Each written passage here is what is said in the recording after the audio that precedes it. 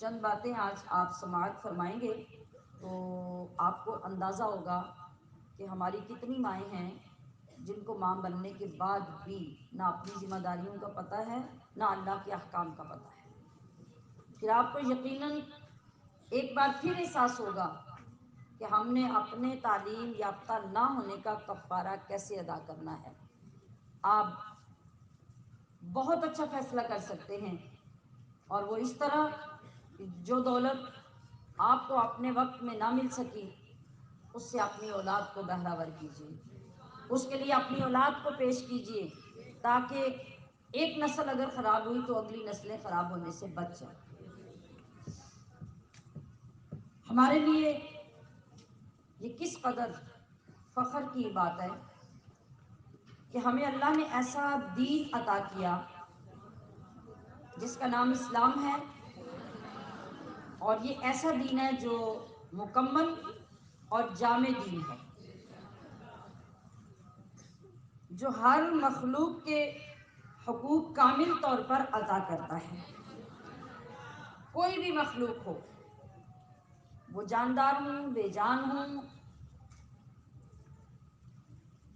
کسی لیول پہ بھی کوئی چیز اگر اللہ نے پیدا کی ہے، حتیٰ کہ گلی میں نکل کر آپ جس روڈ جس گلی میں چلتے ہیں اس کا بھی حق ہے. ہمارے دین نے اس کا بھی حق ہمیں سکھایا ہے. اگر راستے میں کوئی پتھر پڑا ہے، کوئی سوکھا ہوا درخت یا اس کا تنا بھی پڑا ہے تو اس کا بھی حق ہے، وہ بھی اللہ پاک نے ہمیں سکھایا ہے. آپ کے ارد گرد راستے میں اگر درخت لگے ہوئے ہیں تو ان درختوں کا بھی حق ہے. آزاد فضا میں آزاد اڑنے والے جو پرندے ہیں ان کا بھی حق ہماری شریعت نے ہمیں سکھایا ہے. اللہ کرے ہمیں مواقع نصیب ہوتے رہیں تو ہم ان کے حقوق کو بھی ڈسکس کر کے ذرا اپنا جائزہ لیں کہ ہم کس دنیا میں رہ رہے ہیں، اور اس دنیا میں رہتے ہوئے ہم ان تمام مخلوقات میں سے کتنی چیزوں کے حق جانتے ہیں اور ادا کتنی کے کرتے ہیں. تو ہمیں آج کس کا جائزہ لینا ہے؟ بچوں کے حقوق کا، کہ قرآن کریم میں حضرت لقمان کے حوالے سے تربیت کا طریقہ مسلمانوں کو دیا گیا کہ وہ ہمیشہ اپنے بیٹے کو بٹھاتے اور ہر وہ بات سکھاتے جو اچھے اخلاقیات، حقوق اور فرائض کی ادائیگی پر مبنی ہوتی، جس میں دین کی تبلیغ ہوتی، نصیحت ہوتی، واعظ ہوتا. اور انہی میں سے ایک نصیحت یہاں میں نے آپ کے سامنے پیش کی. قرآن کریم فرماتا ہے وَإِذْ قَالَ، اور اس وقت کو یاد کیجئے جب کہا لقمان نے لابنہ اپنے بیٹے سے، اور وہ کیا کہہ رہے تھے؟ وَهُوَ يَعِظُهُ، اور وہ اپنے بیٹے کو نصیحت فرما رہے تھے. اور انہوں نے نصیحت کیا فرمائی؟ یا بنیا، اے میرے بیٹے، لا تشرک باللہ، کبھی اللہ کے ساتھ شرک نہ کرنا. کیا بات سب سے پہلی سکھائی گئی؟ کہ اپنی اولاد کو اپنے رب سے متعارف کرواؤ، اپنی اولاد کو اپنا دین سکھاؤ، اپنی اولاد کا اپنی زبان سے اپنی زندگی میں عقیدہ درست کرو، اور پھر اس کو اس عقیدے پہ چلاؤ. اور ساتھ وضاحت کی کہ ان الشرک لظلم عظیم.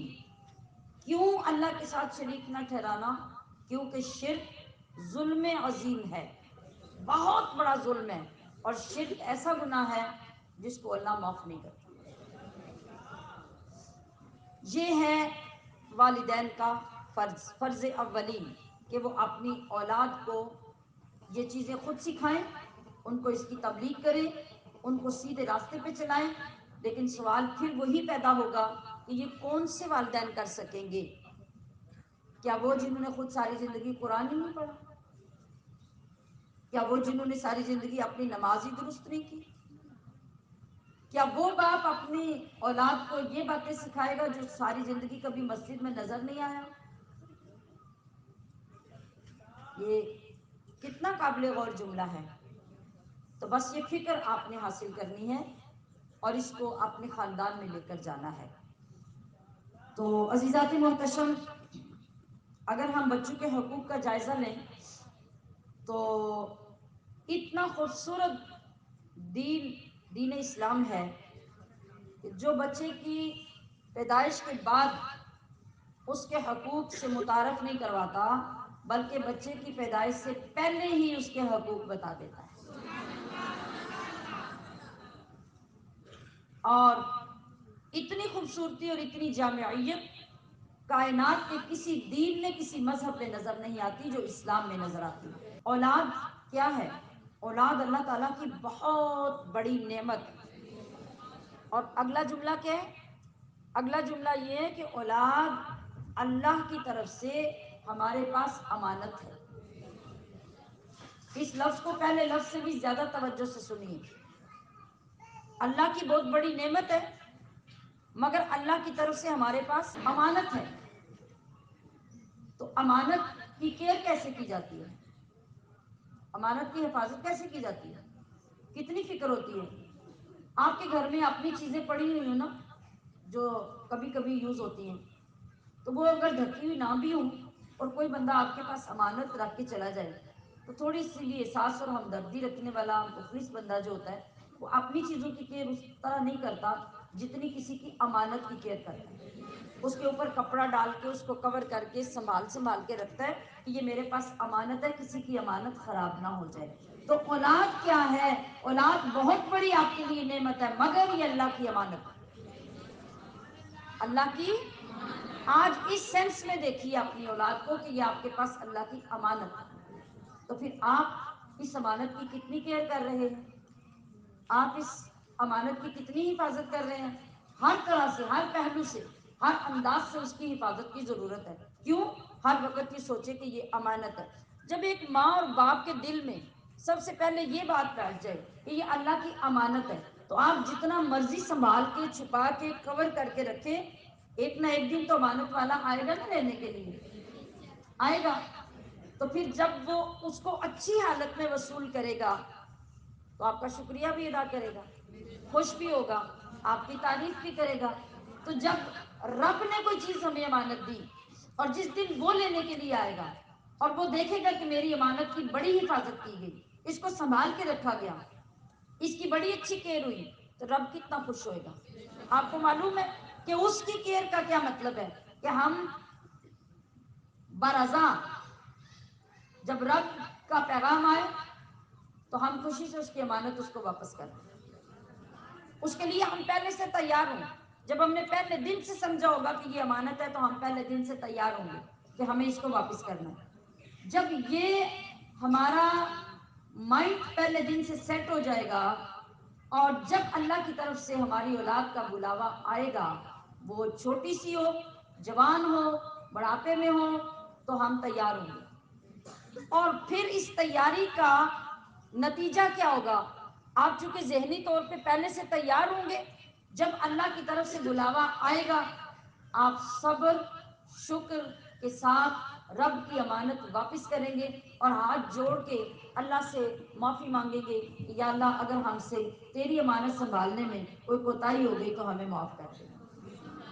یہی ہوگا نا، یہی ہوگا. پھر بال نہیں نوچے جائیں گے، پھر کپڑے نہیں پھاڑے جائیں گے، پھر سینے ننگے نہیں کیے جائیں گے، پھر ماتم نہیں کیا جائے گا. ہاتھ جوڑ کے اس رب سے کہا جائے گا کہ مولا میں نے پوری کوشش کی تیری امانت کی حفاظت کرنے کی، اگر کمی رہے گی تو مجھے معاف کر.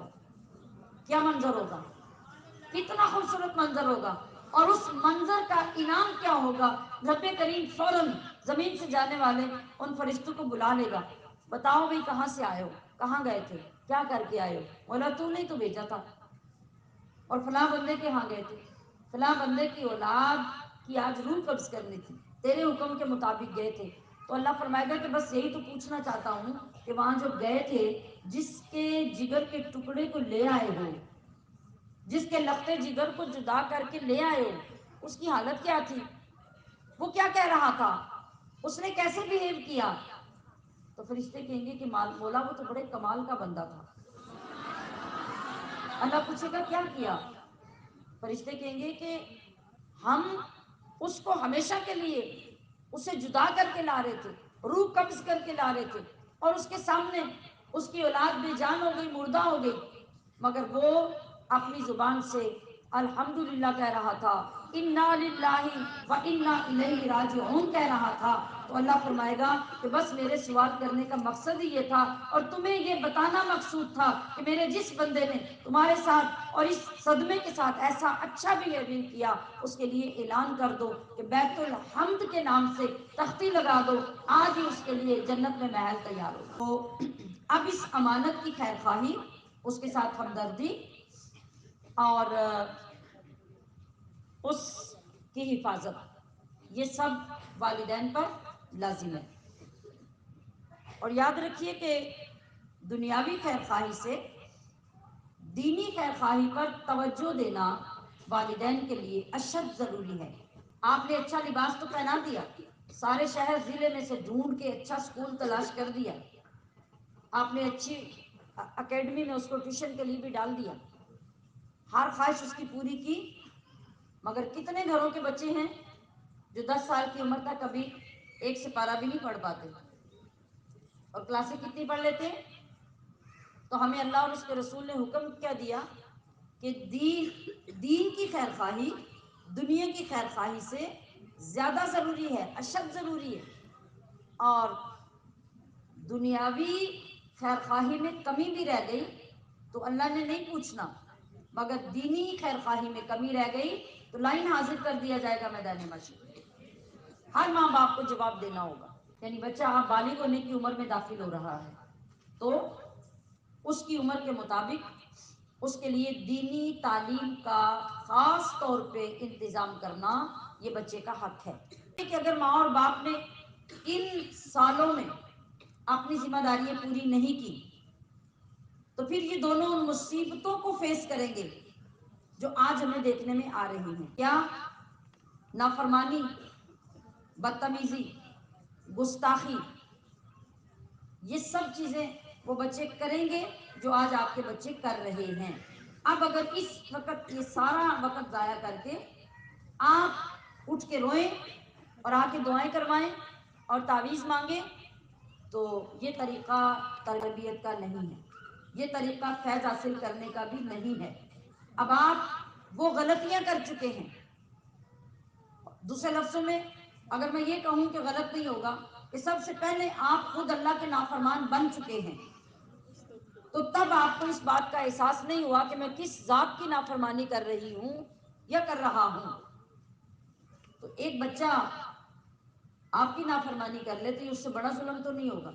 اور پھر دوسری بات یہ کہ یہ تو مکافات عمل ہے، یہ آپ کی اپنی بدعملی کا نتیجہ اور اس کی سزا ہے جو آپ نے اللہ کے احکام کو کچھ نہیں سمجھا، آپ اپنی مرضی کرتے رہے، اپنی مرضی سے بچے کو اس عمر تک لے آئے کہ جب 10-11 سال کا بچہ ہو جاتا ہے وہ اپنی منمانی کرتا ہے۔ تو اب وہ جو کر رہا ہے یہ آپ کی اپنی کوتاہی، اپنی بے عملی اور آپ کی اپنی بے دینی کا نتیجہ ہے۔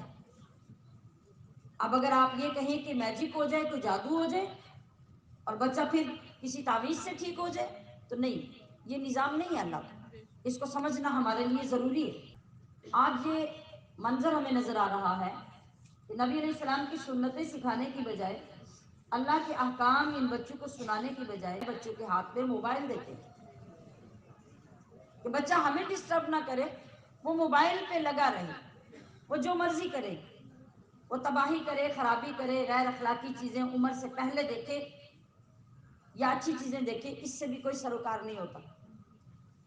تو ماں جو اپنا کردار کرتی ہے وہ کیا ہے؟ کتنی ماؤں میں سے ایسی سنسیئر مائیں ہیں جو ماں اپنے آپ کو ماں سمجھ کر بچے کی پرورش کرتی ہیں اور بچے کے لیے پرانے زمانے کی ماؤں کی طرح اپنی ساری خواہشات قربان کر دیتی ہیں۔ آج کی مائیں ایسی نظر آتی ہیں تو کیا ایسی مائیں ہماری قوم کی تعمیر کریں گی؟ کیا ایسی مائیں نیک بچے پیدا کریں گی یا ان کی تربیت کریں گی؟ کبھی غور تو کریں۔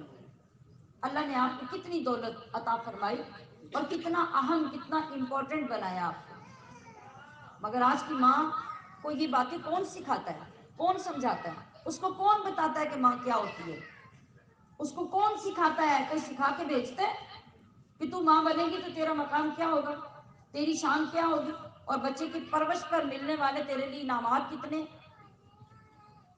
بتائیے، مائیں بھی بیٹھی ہیں، بیٹیاں بھی بیٹھی ہیں، کتنی مائیں یہ باتیں سکھاتی ہیں بیٹیوں کو، اور کتنی بیٹیوں کو شادی کے بعد بھی ان سے اویئر کیا جاتا ہے؟ ہرگز نہیں۔